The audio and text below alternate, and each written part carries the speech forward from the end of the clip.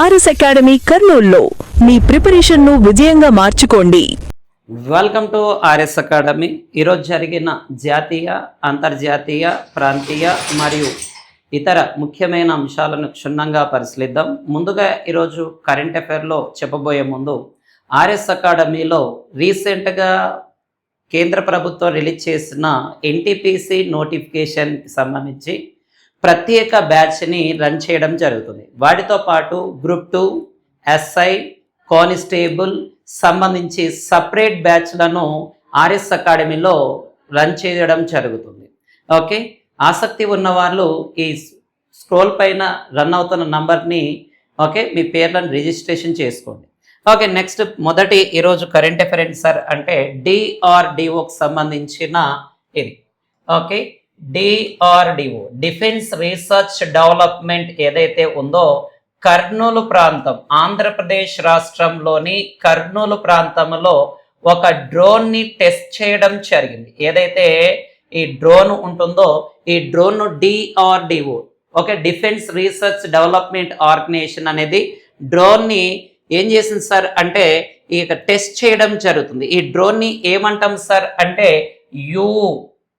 ఏమంటాం సార్ అంటే ULPGM V3 అనే పేరుతో పిలవడం జరుగుతుంది. అంటే అన్మాన్డ్ వెహికల్ 3 అనే పేరుతో పిలుస్తాం. ఈ డ్రోన్ ద్వారా మనము నింగి నుంచి నేల మీదకి దాడి చేయడం జరుగుతుంది. అండ్ నింగిలో నుంచి నింగిలోకి దాడి చేయడము లాంటి దీనిలో లక్ష్యాలుగా ఇచ్చేయడం జరుగుతుంది. అంటే ముఖ్యంగా ఇటీవల డ్రోన్లకు దాడులు ఎక్కువగా అవుతున్నాయి కాబట్టి ఈ డ్రోన్ ద్వారా ఏం చేస్తారంటే మనకి ఏదైనా కొత్త ఈ ల్యాండ్ సంబంధించిన ఈ సబ్మెరైన్స్ వాటిపైన అటాక్ చేయడానికి ఈ కర్నూలులోని డిఆర్డిఓ ఆధ్వర్యంలో ఈ డ్రోన్ టెస్ట్ అనేది చేయడం జరిగింది. ULPGM వెహికల్ 3 అనేది. డిఆర్డిఓ విషయానికి వస్తే దీనిని 1958వ సంవత్సరంలో డిఆర్డిఓను ఏర్పాటు చేశారు. ఈ డిఆర్డిఓ ప్రధాన కార్యాలయం ఎక్కడ కలదు అని గమనించినట్లయితే న్యూఢిల్లీలో డిఆర్డిఓ ప్రధాన కార్యాలయం అనేది ఉండడం జరుగుతుంది.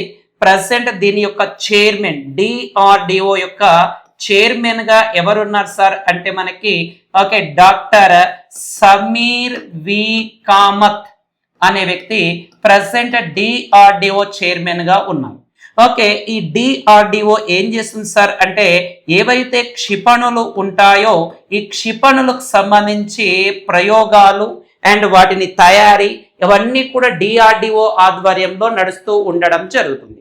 అండ్ ఇంకా డిఆర్డిఓ విషయానికి వస్తే ఈ డిఆర్డిఓ పరీక్షించే మిసైల్స్ అన్నీ కూడా ఎక్కడి నుంచి అంటే ఒడిశా రాష్ట్రం ఏదైతే ఉందో ఈ ఒడిశా రాష్ట్రంలోని APJ Abdul Kalam APJ Abdul Kalam island లేదా దీవి నుంచి ఈ ఏవైతే క్షిపణులు ఉంటాయో క్షిపణులను ఇచ్చేయడం జరుగుతుంది. ఇక డైరెక్ట్ క్వశ్చన్ ఏంటంటే డిఆర్డిఓ కర్నూలులో డ్రోన్ కి సంబంధించి అన్మాన్డ్ డ్రోన్ ఎక్కడ టెస్ట్ చేశారంటే కర్నూలు.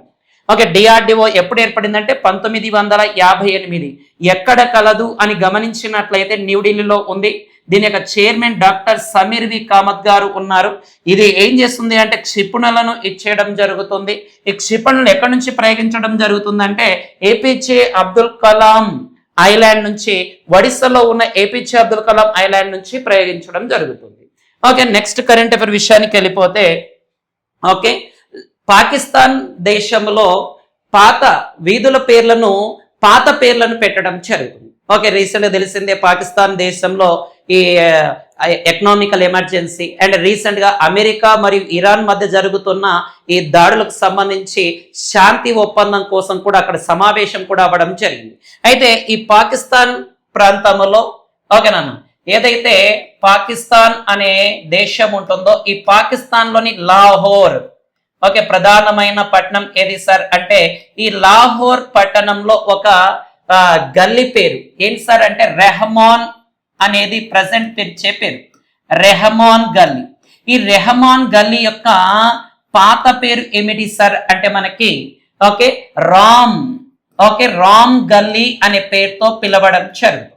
అంటే గతంలో ఈ రామ్ గల్లీ యొక్క పేరును రెహమాన్ గల్లీగా గతంలో మార్చారు. మళ్ళీ ఇప్పుడు ఆ రెహమాన్ గల్లీ యొక్క పాత పేరునే రామ్ గల్లీ పెట్టడం జరిగింది. అండ్ ఇంకో గల్లీ పేరు మౌలానా, గల్లీ పేరు మౌలానా జాఫర్ ఆలీ ఖాన్ చౌక్ యొక్క పేరును ఏంగా మార్చారు సార్ అంటే లక్ష్మీ చౌక్ గా పేరు మార్చడం జరిగింది. కాబట్టి ఇటీవల పాకిస్తాన్ లోని లాహోర్ ప్రాంతంలో పాత పేర్లను పునరుద్ధరించారు. ఆ పాత పేర్లు ఏంటి అని అడగవచ్చు. రెహమాన్ గల్లీ పేరు రామ్ గల్లీ అండ్ మౌలానా జాఫర్ ఆలీ ఖాన్ చౌక్ పేరు లక్ష్మీ చౌక్ అనే పేరును పెట్టడం జరిగినది. కాబట్టి కొంచెం జాగ్రత్తగా ఇక్కడ ఎగ్జామ్ పాయింట్ ఆఫ్ లో 100% అనేది అడగడం ఛాన్సెస్ ఉన్నాయి. ఎందుకంటే పాత పేర్లను పునరుద్ధరించారు, అవి భారతదేశానికి బాగా అవసరమైన పేర్లుగా చెప్పడం జరుగుతుంది. నెక్స్ట్ కరెంట్ అఫైర్ విషయానికి వెళ్ళిపోతే వీధి కుక్కలు తరలించాల్సిందే అని సుప్రీంకోర్టు తీర్పునివ్వడం జరిగింది. చాలా ఇంపార్టెంట్ అయినది. ఇటీవల సుప్రీంకోర్టు చాలా రకాల తీర్పులతో కరెంట్ అఫైర్ లో నుంచోవడం జరిగింది. ఈ సుప్రీంకోర్టు ఏమని తీర్పునిచ్చిందంటే వీధి కుక్కలు ఏవైతే ఉంటాయో ఈ వీధి కుక్కలను ఖచ్చితంగా తరలించాల్సిందే అని తీర్పునివ్వడం జరిగింది. ఏదైతే వీధి కుక్కలు ఉంటాయో వాటిని ఖచ్చితంగా తరలించాల్సిందే. అంటే ఒక వ్యక్తి స్వేచ్ఛగా ఒక చోటు నుంచి ఇంకో చోటుకి వెళ్ళినప్పుడు అండ్ పిల్లలు అండ్ వృద్ధులు ఈ యొక్క భయపడుతూ వేరే ప్రాంతానికి వెళ్ళడం ఏంటి, స్వేచ్ఛగా విహరించడం కూడా అది ప్రాథమిక హక్కులో భాగంగా ఉంటుంది అని సుప్రీంకోర్టు అనేది తీర్పునివ్వడం జరిగినది. చాలా ఇంపార్టెంట్ అయినది నాన్న. ఇది మనకి పిల్లలు అండ్ వృద్ధులు మరియు ఈ యొక్క మనుషులు ఒక చోటు నుంచి ఇంకో చోటుకి వెళ్ళేటప్పుడు స్వేచ్ఛగా సంచరించే హక్కులో భాగంగా ఉంటుంది అని తీర్పునివ్వడం జరుగుతుంది. సుప్రీంకోర్టు విషయానికి వస్తే మనకి 124వ ఆర్టికల్ ప్రకారం కేంద్రంలో సుప్రీంకోర్టు అనేది ఉంటుంది. అదే ఎంత సార్ అంటే 214 ఆర్టికల్ ప్రకారం రాష్ట్రంలో హైకోర్టు ఉంటుంది. అదే మనకి 241 ఆర్టికల్ ప్రకారం కేంద్ర పాలిత ప్రాంతాలలో యూనియన్ టెరిటరీలో హైకోర్టు అనేది ఉండడం జరుగుతుంది. కాబట్టి కొంచెం జాగ్రత్తగా ఇక్కడ గుర్తిస్తే 124 ఆర్టికల్ ప్రకారం సుప్రీంకోర్టు అండ్ 214 ఆర్టికల్ ప్రకారం హైకోర్టు అండ్ 241 ప్రకారం యూనియన్ టెరిటరీలో హైకోర్టు ఏర్పాటు గురించి తెలియజేస్తుంది. అండ్ ఇంకా విషయాన్ని మనం ఇక్కడ కరెంట్ అఫైర్ రీసెంట్ గా సుప్రీంకోర్టు విషయానికి వస్తే సుప్రీంకోర్టులో ప్రెసిడెంట్ 33+1 అనేది ఉండడం జరుగుతుంది జడ్జిలు ప్రధాన న్యాయమూర్తికి సంబంధించి. అయితే దీనిని ఎంతగా పెంచాలని ప్రపోజల్ వచ్చింది సార్ అంటే 37+1కి పెంచాలని. అంటే కేసుల దృష్ట్యా ఈ యొక్క జడ్జిల యొక్క సంఖ్యను పెంచాలని ఈ యొక్క తీర్మానించడం జరిగింది కొలీజియం అండ్ క్యాబినెట్. దీనికి సంబంధించి రాష్ట్రపతి కూడా ఆమోదం తెలపడం జరిగింది. ఏది సార్ అంటే రాష్ట్రపతి కూడా ఆమోదం తెలిపినట్లుగా ప్రకటించడం జరిగింది. అండ్ ఈ యొక్క 2027లో మనకి ఈ యొక్క సుప్రీంకోర్టులో మొట్టమొదటిసారిగా ఒక మహిళా ప్రధాన న్యాయమూర్తి బాధ్యతలు చేపట్టబోతున్నారు. మహిళా ప్రధాన న్యాయమూర్తి CJI of India first Indian women చేపట్టబోతున్నారు 2024లో. దాదాపుగా 3 నుంచి 4 నెలల పాటు చేపట్టబోతున్నారు. నేటి క్వశ్చన్ ఏంటి సార్ అంటే 2027లో సుప్రీంకోర్టులో సిజేఐగా ప్రధాన న్యాయమూర్తిగా బాధ్యతలు చేపట్టబోతున్న మహిళ ఎవరు? కామెంట్ చేయండి, లైక్ చేయండి, షేర్ చేయండి. నెక్స్ట్ కరెంట్ అఫైర్ విషయానికి వెళ్ళిపోతే రష్యా సంబంధించి ఒక అణు డీల్ అనేది జరగడం జరిగింది. ఏది సార్ అంటే అణు డ్రిల్ అనేది జరగడం జరిగింది. న్యూక్లియర్ డ్రిల్ అంటాము. ఏ దేశాల మధ్య సార్ అంటే రష్యా మరియు బెలారస్ అనే దేశాల మధ్య ఈ న్యూక్లియర్ డ్రిల్ లేదా అణు డ్రిల్ అనేది జరగడం జరిగింది. దాదాపుగా ఈ డ్రిల్లో 64,000 మంది పాల్గొన్నారు. అండ్ 140 యాంటీ ఎయిర్ ఫోర్స్ యుద్ధ విమానాలు పాల్గొనడం జరిగినది. అండ్ 73 యుద్ధ నౌకలు పాల్గొనడం జరిగినది. దాని తర్వాత 13 జలంతరగాములు సబ్మెరిన్స్, ఓకే 13 జలంతరగాములు ఇదవడం జరిగినది. అండ్ 200 క్షిపణులు కూడా దీంట్లో టెస్ట్ చేయడం జరిగినది. కాబట్టి కొంచెం జాగ్రత్త గుర్తుపెట్టుకోండి. ఇటీవల రష్యా ఏ దేశంతో కలిపి అణు డ్రిల్ లేదా న్యూక్లియర్ డ్రిల్ చేసింది అంటే బెలారస్ అనే దేశంతో కలిపి ఈ న్యూక్లియర్ డ్రిల్ ని చేపట్టడం జరిగింది. ముఖ్యంగా రీసెంట్ గా మనకి దాదాపుగా 3 నుంచి 4 సంవత్సరాల క్రిందటి నుంచి ఉక్రెయిన్ అండ్ రష్యా మధ్య యుద్ధం జరుగుతూ ఉంది. దానిని బేస్ చేసుకొని ఇచ్చేయడం జరిగినది. ఈ nuclear drill Russia and Belarus మధ్య జరగడం జరిగింది. అండ్ దానితో పాటు ఈ ఏదైతే మనకి ఈ రష్యా అధ్యక్షుడు ఉంటారో వారు వ్లాదిమిర్ పుతిన్ ఎవరైతే ఉంటారో ఈ వ్లాదిమిర్ పుతిన్ అనే వ్యక్తి చైనాలో 2 రోజుల పర్యటనలో భాగంగా సందర్శించడం కూడా జరగడం జరిగింది. అంటే రష్యా అధ్యక్షుడు 2 రోజుల పర్యటనలో భాగంగా చైనా దేశానికి వెళ్ళడం జరిగినది. అండ్ దానితో పాటు 2026 సెప్టెంబర్ 12, 13 తారీఖున భారతదేశాన్ని కూడా సందర్శించనున్నారు. ఎవరు సార్ అంటే రష్యా అధ్యక్షుడు అయిన వ్లాదిమిర్ పుతిన్. ఇక్కడ 3 రకాల విషయాలు మీకు ఇక్కడ చెప్పడం జరిగింది. ఒకటేమో అణు డ్రిల్ రష్యా మరియు బెలారస్, అండ్ రీసెంట్ గా చైనా దేశానికి 2 రోజుల పర్యటనలో భాగంగా వెళ్ళడం జరిగింది. అక్కడ చైనా అధ్యక్షుడైన షీ జిన్పింగ్ అనే వ్యక్తితో విస్తృత స్థాయి సమావేశాలు కూడా నిర్వహించడము. అండ్ 2026 సెప్టెంబర్ 12, 13 తారీఖున భారతదేశ సందర్శనకు ఎవరు రాబోతున్నారు సార్ అంటే రష్యా అధ్యక్షుడైన వ్లాదిమిర్ పుతిన్ గారు రావడం జరుగుతుంది. ఓకే, నెక్స్ట్ కరెంట్ అఫైర్ విషయానికి వెళ్ళిపోతే ప్రపంచ అగ్రగామి కంపెనీలు అంటే ప్రపంచంలో అగ్రగామి 100 కంపెనీల్లో భారతదేశ కంపెనీలు లేకుండా పోవడం జరిగింది. గతంలో రిలయన్స్ ఇవన్నీ కూడా 100 లోపు స్థానాలు ఉంటే ఈసారి వాటి యొక్క స్థానాలు మారడం జరిగినది. ఓకే, అయితే ప్రెసెంట్ రిలయన్స్ ఇండస్ట్రీ ఏదైతే ఉంటుందో తాజాగా 106వ స్థానానికి పడిపోవడం జరిగింది. అండ్ హెచ్డిఎఫ్సి అనేది గతంలో 97వ స్థానాన్ని ఉంటే ప్రజెంట్ 190వ స్థానానికి వెళ్ళిపోవడం జరిగినది. అండ్ దాని తర్వాత నెక్స్ట్ వన్ భారతీ ఎయిర్టెల్. ఈ భారతీ ఎయిర్టెల్ విషయానికి వస్తే గతంలో మనకి భారతీ ఎయిర్టెల్ 164వ స్థానం ఉంటే 202వ స్థానానికి ప్రెసెంట్ పడిపోవడం జరిగింది. అండ్ ఐసిఐసిఐ బ్యాంక్ ఇది గతంలో మనకి 276 స్థానాలు 274వ స్థానానికి పడిపోవడం జరిగింది ప్రెసెంట్. కాబట్టి గతంలో 100 లోపల ఉన్న కంపెనీలు ప్రపంచంలో మన భారతదేశం సంబంధించిన ఉంటే Reliance 106 present, HDFC 190 and Bharti Airtel 202వ స్థానానికి పడిపోయినట్లుగా మనకు చెప్పడం జరిగింది. ప్రపంచంలో అగ్రగామి 100 కంపెనీల్లో భారతదేశం లేకపోవడం అనేది ఒక బాధాకరమైన విషయంగా చెప్పడం జరుగుతుంది. ఓకే, నెక్స్ట్ కరెంట్ అఫైర్ విషయానికి వెళ్ళిపోతే భారతదేశానికి సంబంధించిన కొన్ని విడి భాగాలను అమెరికా సర్వీసింగ్ కోసం ఇచ్చేయడం జరిగింది. అమెరికా భారతదేశంలో కొన్ని వాటిని సర్వీసింగ్ కోసం ఒప్పందం జరగడం జరిగింది. దాంట్లో ముఖ్యంగా ఏవి సార్ అంటే అపాచీ చాలా ఇంపార్టెంట్ అయినది.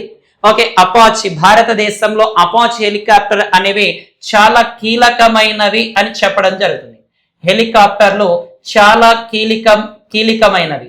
అండ్ హెలికాప్టర్లతో పాటు M777A2 అనే తేలికపాటి ఏవైతే ఈ దాడి చేసే డ్రోన్స్ ఉంటాయో అవి కూడా మనకి ఈ రెండిటికి సంబంధించి మరమ్మతులు లేదా విడి భాగాల సర్వీసింగ్ కోసం అమెరికాతో భారతదేశం అనేది ఒప్పందం చేసుకోవడం జరుగుతుంది.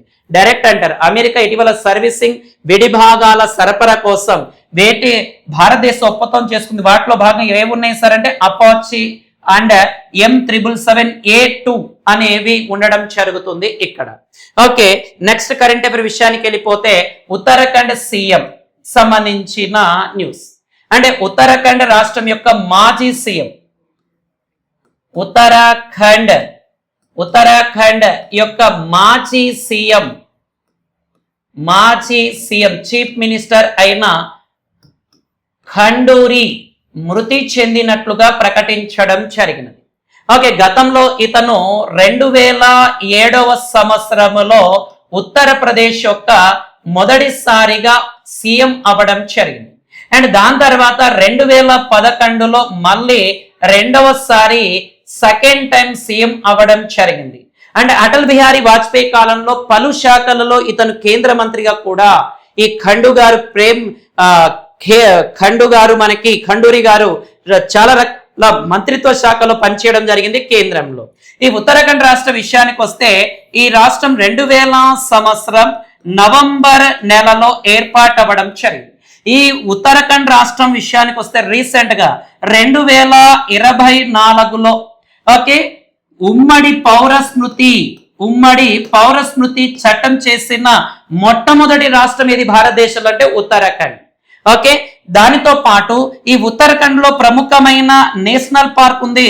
దాని పేరే జిమ్ కార్బెట్ నేషనల్ పార్క్. ఇది భారతదేశంలో మొట్టమొదటిసారిగా 1935 ఇండియన్ గవర్నమెంట్ యాక్ట్ ప్రకారం ఏర్పాటు అవ్వడం జరిగింది జిమ్ కార్బెట్.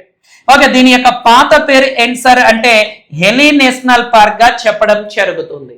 అండ్ ప్రపంచంలోనే అత్యధిక రకాల పుష్పాలు ఉన్న నేషనల్ పార్క్ లో one of the national park ఏది సార్ అంటే flower of valley national park ఎక్కడ ఉంది సార్ అంటే ఉత్తరాఖండ్ రాష్ట్రంలోనే ఉండడం జరుగుతుంది. అండ్ ప్రముఖమైన డెహ్రాడూన్ అనే ప్రాంతం కూడా ఎక్కడ ఉండడం జరుగుతుందంటే ఇక్కడే డెహ్రాడూన్, ముస్సోరీ, నైనిటాల్, రాణికేట్, చక్రేట ఇవన్నీ కూడా ఉత్తరాఖండ్ రాష్ట్రంలో ప్రధానమైన వేసవి కేంద్రాలు. Okay, Mussoorie is training centre కూడా ఎక్కడ ఉంది సార్ అంటే ఈ యొక్క ఉత్తరాఖండ్ రాష్ట్రంలోనే ఉండడం జరుగుతుంది. అండ్ గంగా నది యొక్క 2 శాఖలు ఓకే అలకనంద, భగీరథ రెండు కూడా ఎక్కడ జన్మిస్తాయి సార్ అంటే ఉత్తరాఖండ్ లోనే. అండ్ గంగా నది యొక్క ప్రధాన ఉపనదుల్లో అతిపెద్ద ఉపనది అయిన ఓకే యమున అనేది కూడా ఎక్కడ జన్మిస్తుంది అంటే ఉత్తరాఖండ్ రాష్ట్రంలోనే జన్మించడం జరుగుతుంది. ఇవన్నీ కూడా కొద్దిగా లింకప్ చేసుకొని చదువుకోండి. ఎగ్జామ్ పాయింట్ ఆఫ్ 100% క్వశ్చన్ పడడానికి ఆస్కారం ఉంది. ఓకే, నెక్స్ట్ కరెంట్ అఫైర్ విషయానికి వెళ్ళిపోతే ఓకే ఆంధ్రప్రదేశ్ లో 14 గ్రీన్ ఎనర్జీ ప్రాజెక్టులను ఆమోదం తెలపడం జరిగింది. చాలా చాలా ఇంపార్టెంట్ అయినది నాన్న. ఆంధ్రప్రదేశ్ రాష్ట్రములో 14 గ్రీన్ ఎనర్జీ ప్రాజెక్టులను ఓకే ఆమోదం తెలపడం జరిగింది. ముఖ్యంగా ఎక్కడెక్కడ సార్ అంటే సత్యసాయి జిల్లా అండ్ దాని తర్వాత మనకి Kadapa and Tirupati, Anantapuram and Nandyala, Palnadu, Eluru and తూర్పు Godavari okay and Nellore and NTR జిల్లా అండ్ విజయనగరం లాంటి ప్రాంతాలలో ఈ 14 గ్రీన్ ఎనర్జీ ప్రాజెక్టులను కూడా ఇచ్చేసారు. రీసెంట్ గా ఆంధ్రప్రదేశ్ లో మనం నిన్నటి కరెంట్ అఫైర్లో చూసాం. ఓకే 2028 డిసెంబర్ నాటికి భారతదేశంలో 2028 నాటికి భారతదేశంలో 17 ఈ యొక్క ప్రాజెక్టులు అంటే వాటర్ ఇరిగేషన్ ప్రాజెక్టులు కంప్లీట్ చేయాలని లక్ష్యంగా పెట్టుకున్నారు. అండ్ రీసెంట్ గా ఆంధ్రప్రదేశ్ లో క్వాంటమ్ వ్యాలీ ప్రాజెక్ట్ ఏది సార్ అంటే క్వాంటమ్ వ్యాలీ ప్రాజెక్ట్ శంకుస్థాపన. అండ్ దాని తర్వాత విశాఖపట్నంలో గూగుల్ క్లౌడ్ సెంటర్ కూడా విశాఖపట్నంలో ఏర్పాటు చేయడము. అండ్ ఇటీవల అనకాపల్లి ప్రాంతంలో ఒక బ్యాటరీ ఎనర్జీ రీసెర్చ్ సెంటర్ కూడా ఎక్కడ సార్ అంటే మనకి ఆంధ్రప్రదేశ్ లో ప్రారంభించడం జరిగింది. అండ్ సత్యసాయి జిల్లాలోనే ఇటీవల రాయల్ ఎన్ఫీల్డ్ మ్యానుఫ్యాక్చరింగ్ యూనిట్ ని ఏర్పాటు చేశారు. అండ్ సత్యసాయి జిల్లాలోని డిఫెన్స్ సంబంధించిన ఒక మ్యానుఫ్యాక్చరింగ్ యూనిట్ ని కూడా ఏర్పాటు చేయడం జరిగింది. అండ్ రీసెంట్ గా తిరుపతి అంటే ఎస్సీ జనాభా సంఖ్యాపరంగా ఎక్కువగా ఉన్న జిల్లా ఏదంటే ఏది సార్ అంటే మనకి ఈ యొక్క తిరుపతి జిల్లాగా కూడా మనం చూసాం. ఎస్టీ జనాభా ఎక్కువగా ఉన్నది అంటే అల్లూరి సీతారామరాజు. ఇవన్నీ ఆంధ్రప్రదేశ్ సంబంధించిన కరెంట్ అఫైర్. దాన్ని లింకప్ చేసుకొని చదవండి. ఎగ్జామ్ పాయింట్ ఆఫ్ లో 100% మీకు ఎక్కడ కూడా ఒక బిట్ కూడా మిస్ అవ్వదు. దాదాపుగా మేము ఏదైతే కంటెంట్ ఇస్తున్నామో ఆ కంటెంట్ ని మీరు ఎక్కడ కూడా మిస్ అవ్వదు. ప్రతి దాన్ని కూడా నోట్ చేసుకోండి. దాదాపు ఎగ్జామ్ పాయింట్ ఆఫ్ ఏ రీతిలో అయితే ఉపయోగపడుతుందో అదే విధంగా మేము చెప్పడం జరుగుతుంది. కేవలం మేము ఏదో మనీ కోసమో వేరేది ఏం లేదు. కేవలం పిల్లవాడికి ఉపయోగపడాలి అనే ఉద్దేశంతోనే మేము నీట్గా ప్రతిదీ కూడా ఎక్స్ప్లెనేషన్ చేస్తున్నాం. అంటే గతంలో ఏం కరెంట్ అఫైర్ ఉంది, ప్రజెంట్ ఏం కరెంట్ అఫైర్ ఉంది, దాన్ని లింకప్ చేసి చెప్పడం జరుగుతుంది. ఓకే, నెక్స్ట్ కరెంట్ అఫైర్ విషయానికి వెళ్ళిపోతే ఓకే, మోర్గాన్ స్టాన్లీకి సంబంధించిన నివేదిక. ఓకే, భారతదేశానికి సంబంధించిన ఆర్థిక సంవత్సరం ఏ సార్ అంటే ఆర్థిక సంవత్సరానికి సంబంధించి అంటే 2026-27 సంవత్సరానికి సంబంధించి జీడిపి గ్రాస్ డొమెస్టిక్ ప్రొడక్ట్ స్థూల జాతీయ ఉత్పత్తికి సంబంధించిన డేటాను ప్రకటించడం జరుగుతుంది. ఓకే, అమెరికాకు సంబంధించి ఒక బ్రోకరేజ్ ఆర్గనైజేషన్ ఏది సార్ అంటే మోర్గాన్ స్టాన్లీ నివేదిక ఇవ్వడం జరిగింది. ఓకే, 2026-27 సంవత్సరానికి సంబంధించి 50 బేసిక్ పాయింట్లను తగ్గించడం జరిగింది. 50 బేసిక్ పాయింట్లు తగ్గించి గతంలో 6.7% ఉన్న జీడిపిని 6.2% ప్రకటించడం జరిగింది. అండ్ ఇదే నివేదిక ఫైనాన్సియర్ 28లో జీడిపి వృద్ధి ఎంత ఉండుతుంది అని కూడా ప్రకటించింది. 7% ఉండబోతుంది అని ప్రకటించడం జరిగింది. అండ్ 2026-27లో ద్రవ్యోల్బణం ఇన్ఫ్లేషన్ లేదా ద్రవ్యోల్బణం ఏదైతే ఉంటుందో ఈ ద్రవ్యోల్బణం కూడా ప్రకటించడం జరిగింది 6.7%. అండ్ దాని తర్వాత 2027-28లో ద్రవ్యోల్బణం అనేది 7% జీడిపి వృద్ధి అంచనాలు ఇలాగా ఉంటుంది అని ప్రకటించడం జరిగింది. 2027లో ద్రవ్యోల్బణం విషయానికి వస్తే 2027లో ద్రవ్యోల్బణం విషయానికి వస్తే ఎంత ఉంటుందంటే 4.7% ద్రవ్యోల్బణం ఉంటుంది అని ప్రకటించింది. ఓకే, కొంచెం జాగ్రత్త ఇక్కడ ఫోకస్ చేయండి అన్న. 2026-27 సంబంధించిన జీడిపి వృద్ధి రేటును అమెరికాకు సంబంధించిన బ్రోకరేజ్ ఆర్గనైజేషన్ అన్న మోర్గాన్ స్టాన్లీ ప్రకటించింది. 2026-27లో 50 బేసిక్ పాయింట్లను తగ్గించి 2026-27 ఆర్థిక సంవత్సరానికి 6.7 నుంచి 6.2 తగ్గించింది. 2028 ఫైనాన్స్ ఇయర్ లో 7% ఉండబోతుందని ప్రకటించింది. దాన్ని నేను ఇక్కడ నీట్గా రాస్తాను ఒకసారి. ఓకే, దాని తర్వాత 2027లో ద్రవ్యోల్బణం ఎంత ఉంటుంది సార్ అంటే 4.7% ఉంటుందని అంచనా వేయడం జరిగినది ఇది నన్ను. అండ్ గతంలో S&P ఆర్గనైజేషన్ కూడా S&P అండ్ క్రిసెల్ రేటింగ్ కూడా భారతదేశం యొక్క జీడిపి 7.1% నుంచి 50 బేసిక్ పాయింట్లు తగ్గించి 6.6% కూడా ప్రకటించడం జరిగింది. ఈ రెండు కొంచెం జాగ్రత్తగా గుర్తుపెట్టుకోండి. ఇక్కడ ఏమో మోర్గాన్ స్టాన్లీ 2026-27 సంబంధించి 6.2 ఉంటుందని చెప్పింది 6.7 నుంచి 2028లో 7%. అండ్ S&P అండ్ క్రిసెల్ రేటింగ్స్ అనేది 7.1% ఉంటే 50 బేసిక్ పాయింట్లు తగ్గించి 6.6% ఉన్నట్టుగా ప్రకటించడం జరిగింది. కాబట్టి వీటిపైన ఫోకస్ చేయండి ఎగ్జామ్ పాయింట్ ఆఫ్ లో మనకు వస్తుంది.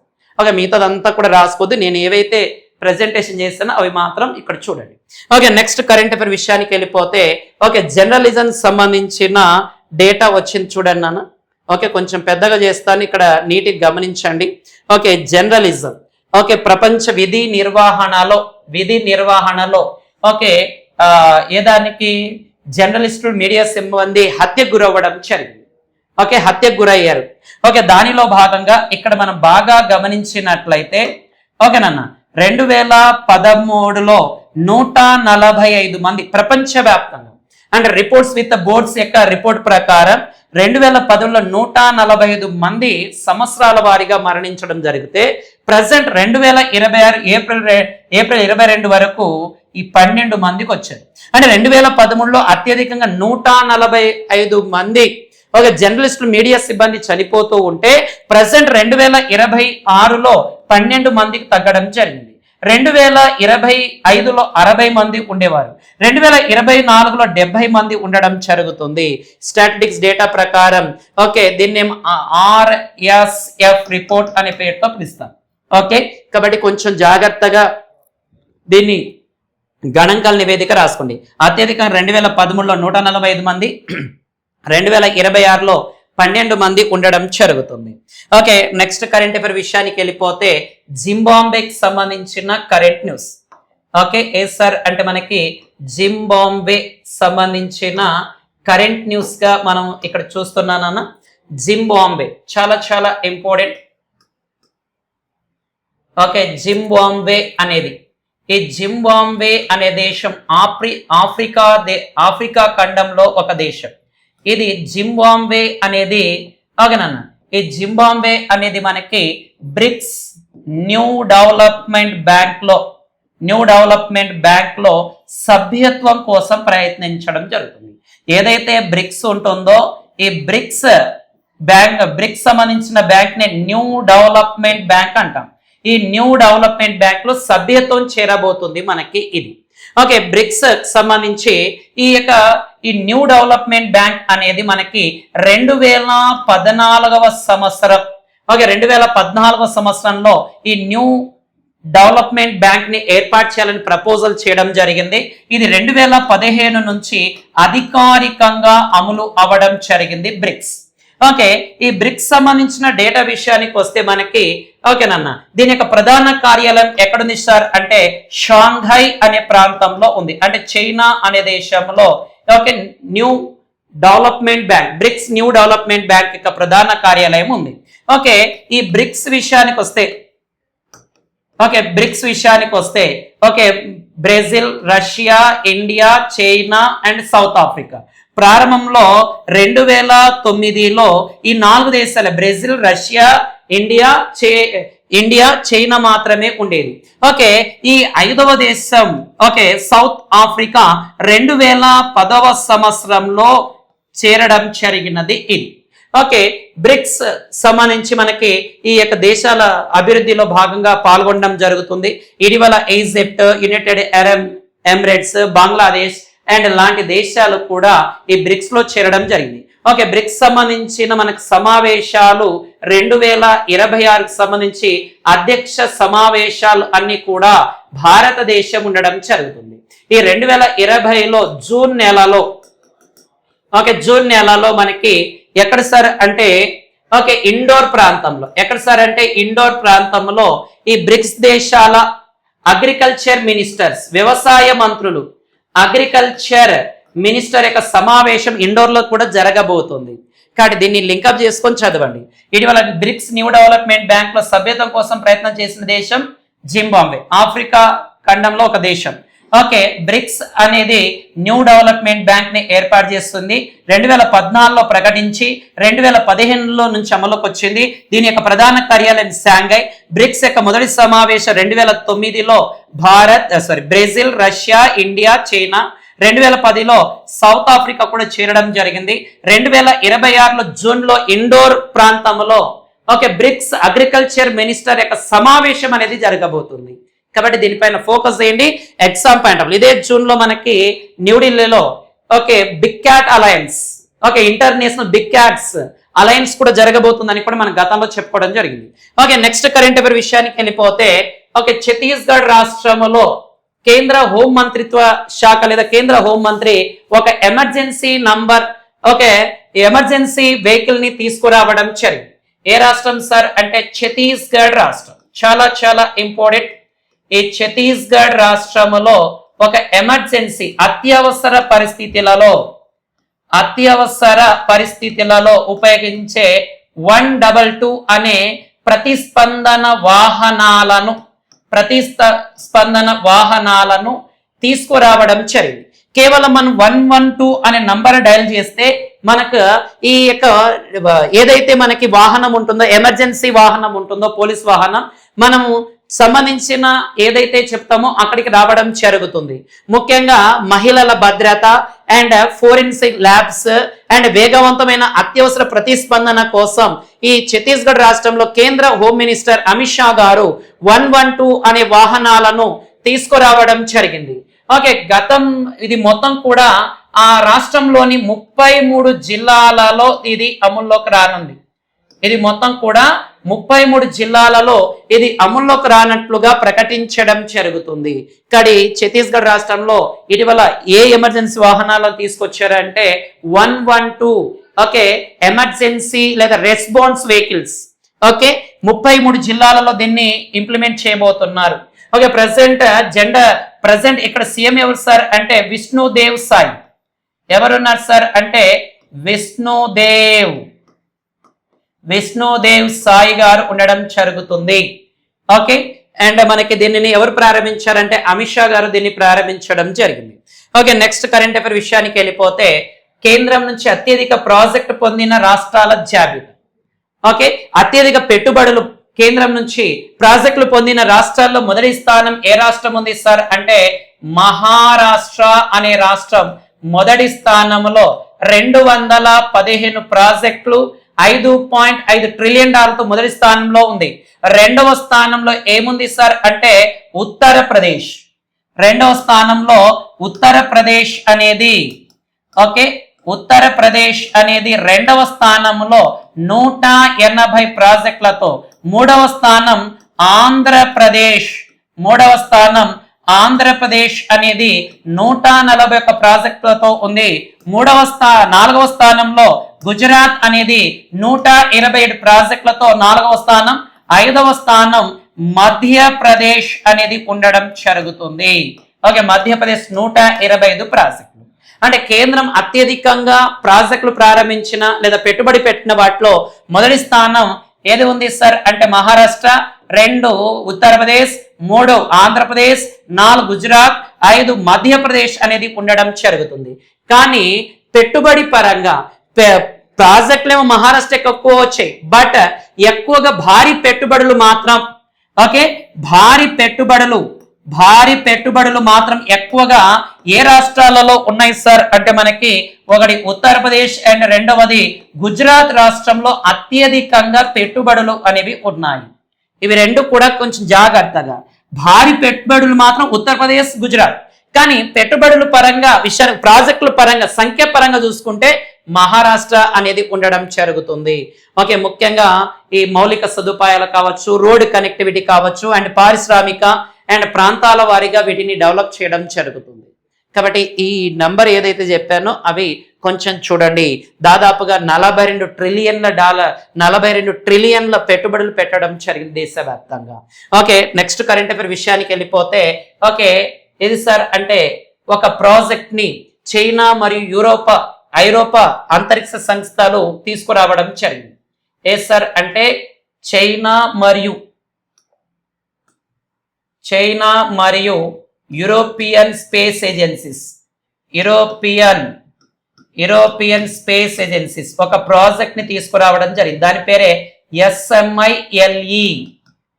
ఓకే, సిమ్లీ అనే ప్రాజెక్ట్ ని తీసుకురావడం జరిగింది. దీన్ని solar wind magnet ionosphere link explorer అనే పేరుతో పిలవడం జరుగుతుంది.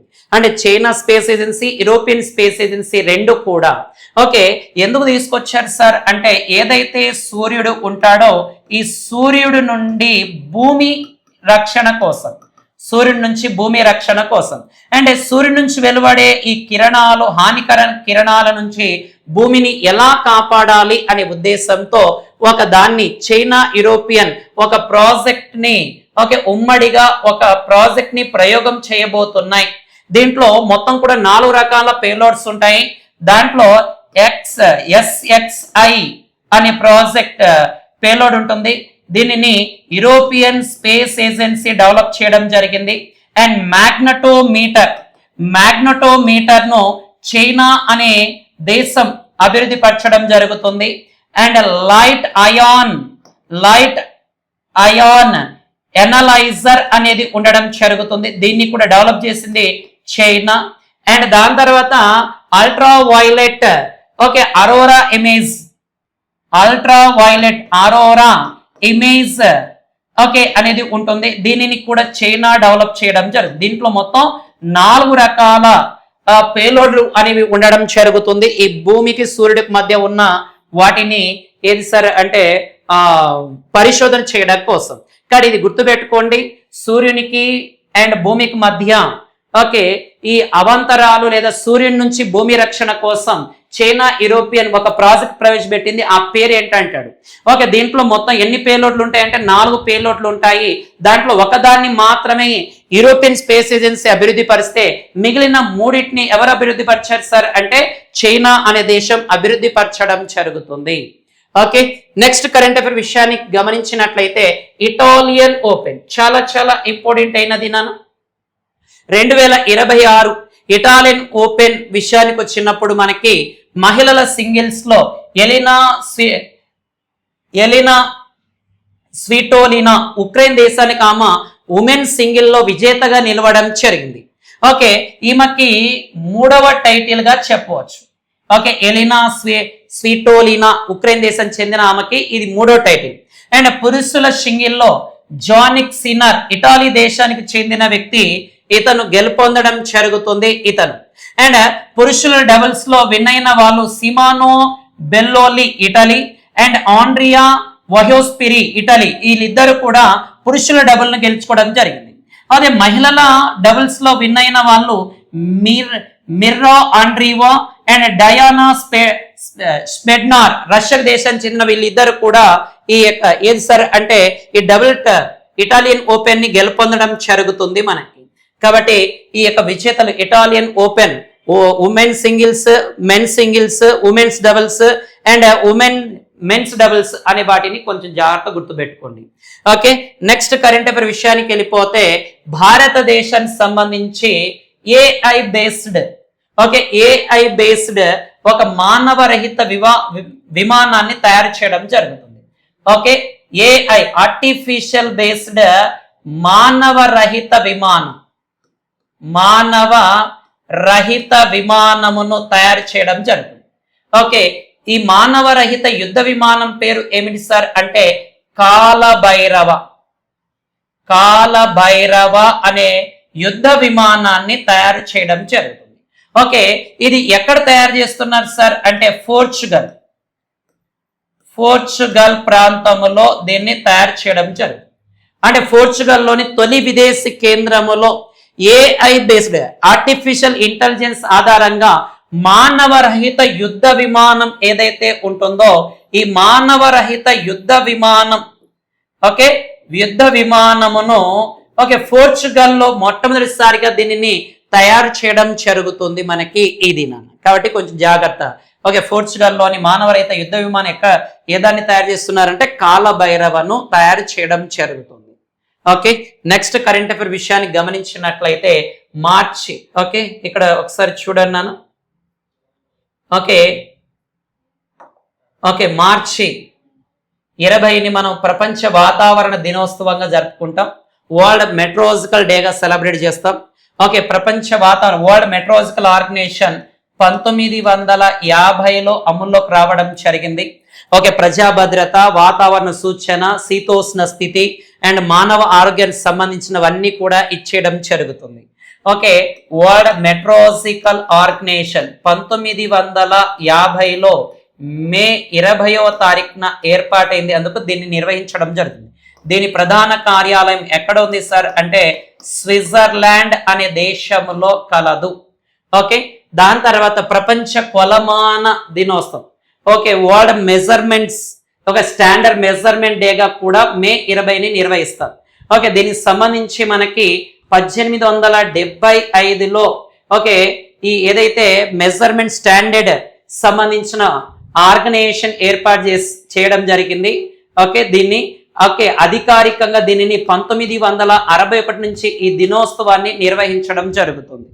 అంటే ప్రపంచవ్యాప్తంగా కొలతలు, తూనికలు అవన్నీ కూడా నియంత్రణ చేసేది ఇది. నెక్స్ట్ కరెంట్ అఫైర్ విషయానికి వెళ్ళిపోతే ఓకే, నియంత్రణ సడలింపు సంస్కరణ కార్యక్రమాలకు సంబంధించి అన్ని రకాల ప్రాధాన్యత ఇవ్వడంలో త్రిపుర భారతదేశంలోనే మొదటి స్థానంలో త్రిపుర రాష్ట్రం అనేది రావడం మొదటి స్థానంలో ఉంది.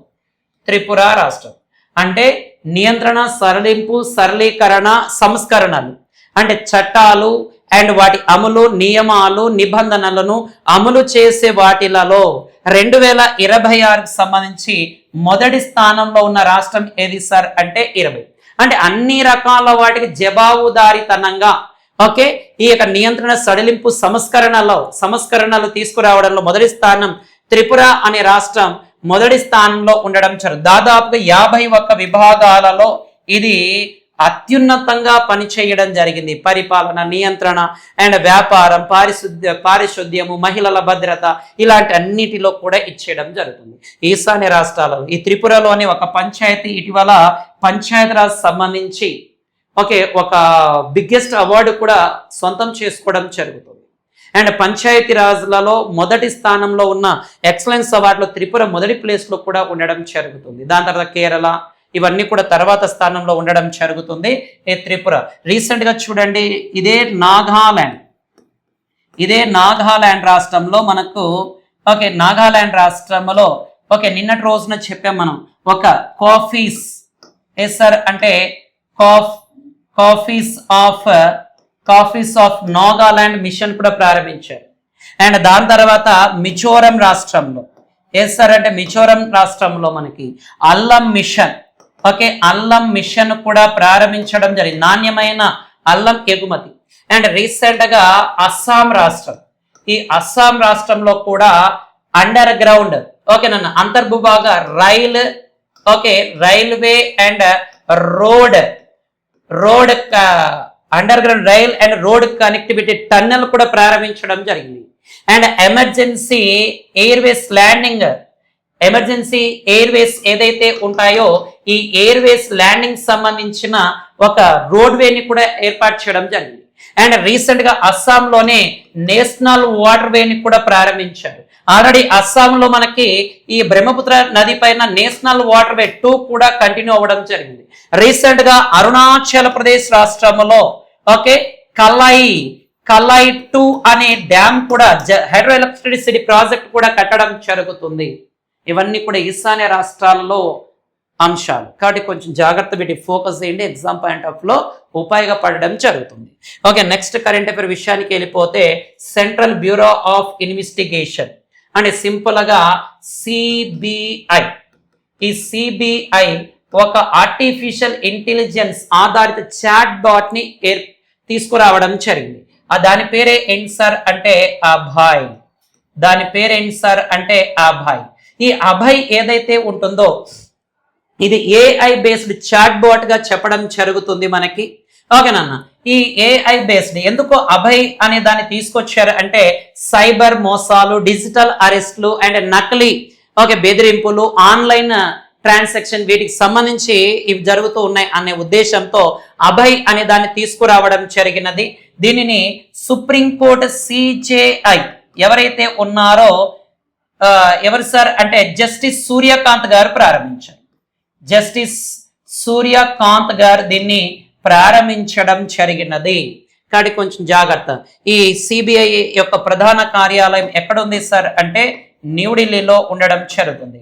ప్రెసెంట్ దీని యొక్క డైరెక్టర్ గా ఎవరున్నారు సార్ అంటే ప్రవీణ్ సూద్ గారు ఉండడం జరుగుతుంది. ఇంకా ఈ సిబిఐకి సంబంధించిన డేటా విషయానికి వస్తే రీసెంట్ గా ఈ ప్రవీణ్ సూద్ యొక్క డైరెక్టర్ యొక్క కాలాన్ని 1 సంవత్సరం పాటు పొడిగించాడు. అంటే గరిష్టంగా ఒక వ్యక్తి అపాయింట్ అయినప్పటి నుంచి 3 సంవత్సరాలు ఉంటాడు, అపాయింట్ అయినప్పటి నుంచి 2 సంవత్సరాలు ఉంటారు, దాని తర్వాత ఇంకో గరిష్టంగా 3 సంవత్సరాలు పెంచవచ్చు. అంటే ఒక వ్యక్తి గరిష్టంగా 5 సంవత్సరాల వరకు ఉండొచ్చు.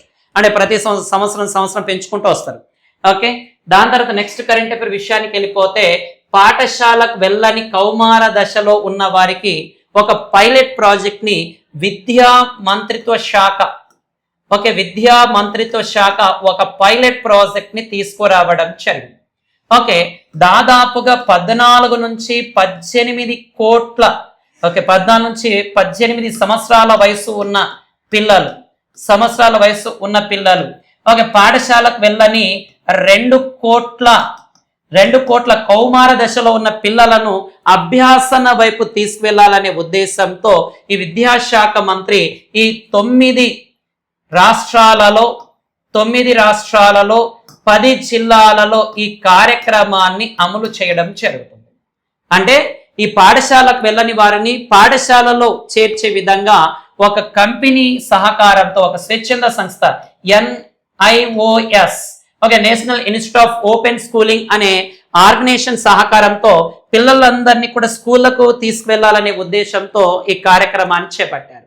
ఓకే, 9 రాష్ట్రాలలో 10 జిల్లాలు. 9 రాష్ట్రాలు అంటే బీహార్, ఛత్తీస్గఢ్, ఢిల్లీ, గుజరాత్, కర్ణాటక, మధ్యప్రదేశ్, మహారాష్ట్ర, ఒడిశా లాంటి రాష్ట్రాలలో ఓకే దీనిని ఇచ్చేయడం జరుగుతుంది. అండ్ ముఖ్యంగా ఈ యొక్క 1వ తరగతిలో చేరుతున్న వారు 100 మంది ఉంటే వీళ్ళు 12వ తరగతి అంటే ఇంటర్మీడియట్ జాయిన్ అయ్యే లోపల 11, 12వ తరగతిలో జాయిన్ అయ్యేకి కేవలం వీళ్ళు 62 మందికి వచ్చేస్తున్నారంట. అంటే రిమైనింగ్ 38 మంది ఏమవుతున్నారంటే డ్రాప్ అవుట్ అవుతున్నారు. దీనిని అధిగమించాలనే ఉద్దేశంతో ఇచ్చేయడం జరుగుతుంది. ఓకే, దీని యొక్క లక్ష్యం ఓకే 2030 నాటికి 100% స్కూల్ ఓకే పిల్లల్ని స్కూల్ పంపించే విధంగా దీన్ని టార్గెట్ చేశారు. మనకి విద్యాశాఖ మంత్రి అయిన ధర్మేంద్ర ప్రధాన్ గారు దీనికి సంబంధించిన ఈ పైలట్ ప్రాజెక్ట్ ని ప్రారంభించడం జరిగింది. ఓకే, బడికి వెళ్ళని పిల్లల్ని బడికి వచ్చే విధంగా 14 నుంచి 18 సంవత్సరాల మధ్య మనకు ఆల్రెడీ 2009లో ఓకే 2009లో ఒక చట్టం అనేది రావడం జరిగింది. కంపల్సరీ ఓకే ఈ ఏది సార్ అంటే నిర్బంధ ఉచిత విద్య 14 సంవత్సరాల వయసు లోపల ఉన్న పిల్లలందరూ 6 నుంచి 14 సంవత్సరాల వయసు లోపల ఉన్న పిల్లలందరూ కూడా ఉచిత నిర్బంధ విద్య అందించాలని కూడా గతంలో చట్టం కూడా తీసుకురావడం జరిగింది. 2010 ఏప్రిల్ నుంచి అమలులోకి కూడా రావడం జరిగింది. ఓకే, నెక్స్ట్ కరెంట్ అఫైర్ విషయానికి వెళ్ళిపోతే UNO యొక్క రిపోర్ట్. ఎస్ సార్ అంటే UNO రిపోర్ట్. ఈ UNO రిపోర్ట్ ప్రకారం ప్రపంచ అటవీ నష్టానికి ఓకే ఏం సార్ అంటే ప్రపంచ అటవీ నష్టం ఏదైతే ఉంటుందో ఈ ప్రపంచ అటవీ నష్టం అనేది ప్రధానంగా ఈ వంట చెరుకు డిమాండ్ వలనే తగ్గిపోతుంది అని UNO యొక్క రిపోర్ట్ అనేది ప్రకటించడం జరిగింది. అంటే ప్రధానంగా మన అడవులు ఎందుకు తగ్గిపోతున్నాయంటే ఈ వంట చెరుకు అంటే పొయ్యిలో కట్టెలకు ఎక్కువగా ఉపయోగించడం వల్ల తగ్గిపోతుంది అని ప్రకటించారు. 2015లో 4.18 బిలియన్ హెక్టార్ల అడవులు ఉంటే 2025 నాటికి 4.14 బిలియన్ హెక్టార్లకు తగ్గినట్లుగా ప్రకటించారు. అంటే దాదాపుగా 4.12 మిలియన్ హెక్టార్ల నికరంగా నష్టపోయినట్లుగా ప్రకటించడం జరుగుతుంది. ముఖ్యంగా ప్రాథమిక అడవులు 16 మిలియన్ల పైగా అడవులు నష్టపోయాము అని కూడా ఈ నివేదికలో ప్రకటించడం జరిగినది. ఓకే, అండ్ దాని తర్వాత మన భారతదేశంలో అత్యధికంగా అడవులు ఉన్న రాష్ట్రాలలో ఫస్ట్ ప్లేస్ ఏముంది సార్ అంటే మధ్యప్రదేశ్. ఈ UNO ఎప్పుడు ఏర్పాటైంది సార్ అంటే 1945వ సంవత్సరంలో UNO అనేది ఓకేనా UNO అనేది 1945 అక్టోబర్ 24వ తారీఖున న్యూయార్క్ కేంద్రంగా ఏర్పాటవ్వడం జరిగింది. న్యూయార్క్ కేంద్రంగా ప్రజెంట్ ఈ UNO secretary general Antonio Guterres గారు ఉన్నారు.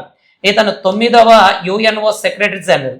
UNO మొదటి సెక్రటరీ జనరల్ ఎవరు సార్ అంటే ట్రిగ్వేలి అనే వ్యక్తి మొదటి సెక్రటరీ జనరల్.